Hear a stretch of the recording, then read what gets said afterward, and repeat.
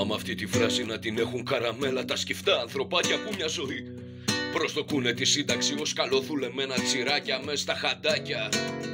Όμως τι λένε αλλιώς, θα γυρίσει ο τροχός, θα γαμίσει και ο φτωχός. Κάποιοι το πίστεψαν πολύ, πούλησαν την ψυχή και να το θάμα έγινε.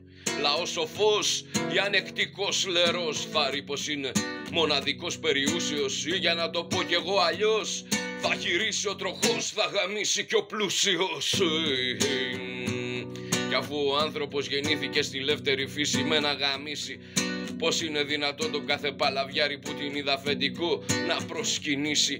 Πάει τζάμπα η κτήση. Κι έτσι ο πλούσιος στο πνεύμα τι κοντεύει να ανακτήσει, μα βρίσκει πάντα λύση. Μπορεί η γνώση στις μέρες αυτές να φέρνει απόγνωση, όμως η σιγουριά της δεν επιτρέπει καμία πρόγνωση.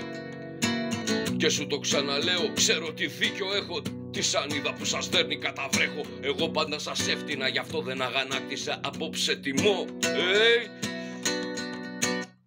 Τους πλούσιους το πνεύματι και τον φτωχό το μαγάρισα.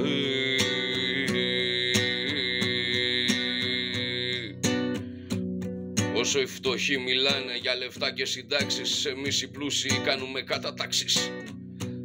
Σας κατατάσσουμε λοιπόν στο μάζεμα των μυρμηγκιών, απόθεμα και περιουσία, μέχρι που ένα περαστικό ποδαρικό γκρεμίσει τη φωλίτσα σας. Θα έχετε αγωνία, τρελή οικία. Η χαζομάρα διαπρέπει έτσι κι αλλιώς, όχι στις μέρες αυτές μας τους αιώνες. Ή να το ξαναπώ αλλιώς, θα γυρίσει ο τροχός, θα γαμίσει κι ο πλούσιος πριν τους Αρμαγεδόνες. Πριν τους Αρμαγεδόνες. Αρμαγεδόνες.